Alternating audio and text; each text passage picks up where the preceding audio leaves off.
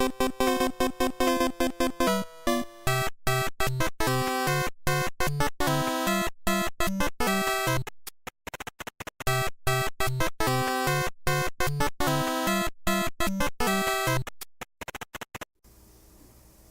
everyone, so today we'll be setting up a DHCP server on CentOS 7, the minimal installation version. So essentially this server will be dedicated to just DHCP services. Alright, so enough sort of chit chat, let's get to business and get going here. So as usual, the breakdown for this machine is as follows. I'm going to have a CentOS 7 minimal install.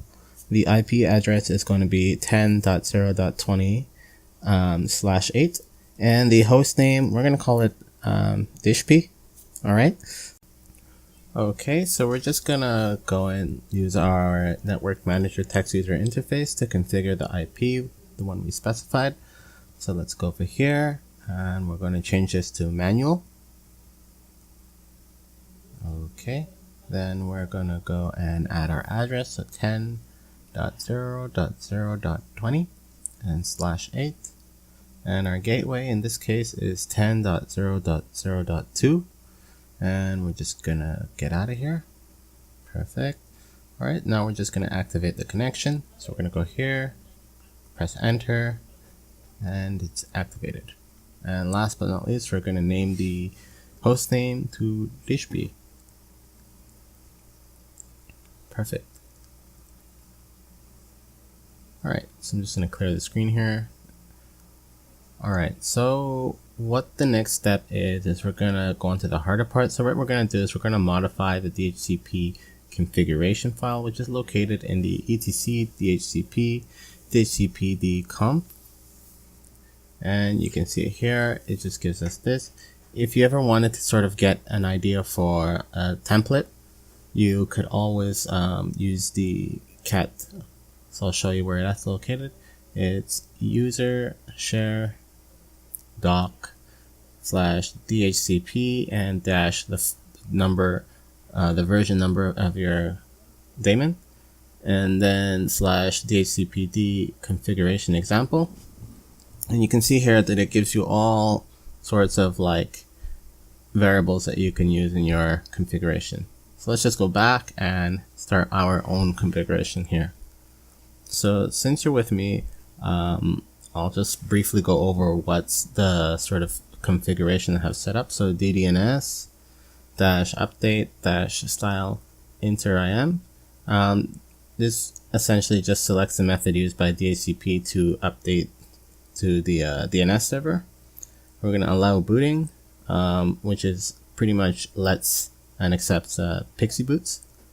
And authoritative is to indicate that the DHCP server should also send messages to misconfigured clients.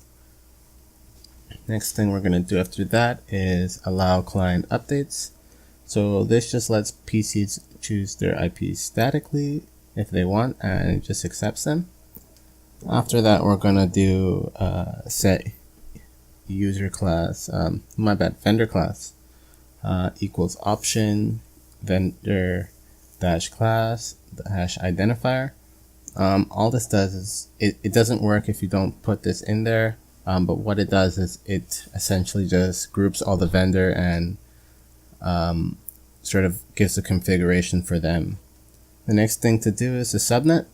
So the network is 10.0.0.0, the net mask is 255.0.0.0, and now we get to our options page. So here, this is essentially where we would give our sort of directions to when we send our DHCP. So we'll send in the DNS, which gateway to use, what subnet mask, and etc. So I'm just going to briefly go over which ones I've used. So we're going to use option router, and we're going to give that 10.0.0.2. That's our gateway. Next option is the domain name servers. So that I'm going to set up on the other machine, so it'll be 10.0.0.15. Next thing is going to be option domain name, and just call it Wilson_spacewalk.localhost. Okay, and the subnet mask now we're gonna do, and I will give that it's 255.0.0.0. Next thing is the range of IP addresses. So I'm only going to give a small one, so like 5 IPs, so 10.0.0.15, or my bad, 20, and we're going to go all the way to 10.0.0.25. Okay, next thing is the file name. So this is where it's going to look for the PXE boot. So it's quotation / PXE boot. Oh, PXE Linux, my bad, .0. And the next thing we're going to do is the default lease time. So essentially, these numbers that you see here are just seconds. This is for 30 days. So this is how many seconds are in 30 days. And the max lease, again, I converted it into 45 days. So it's this number right here. And last but not least, the next server to look for, should this one fail, you need to specify it, just point it to the gateway. Perfect. Now let's just put our curly brace here, and we're going to just save this and exit. Perfect. So now that it's exited, we're going to enable the daemon by typing systemctl enable, oops, it looks like I forgot to put the CTL part. Enable CTL, enable DHCPD. Perfect. Now we're going to systemctl start DHCPD. Alright, so it looks like there was a little bit of an issue, so let's just take a look and see what happened. And okay, so you see here it's very sensitive. It looks like I forgot to send in a S after the client updates. So let's go and change that. We're going to go back into our configuration file, and we're just going to go over here and type in our S. Alright, let's exit out of here and save that. And let's try it again. Perfect. So finally, we can check the status of our configuration to make sure that it's working.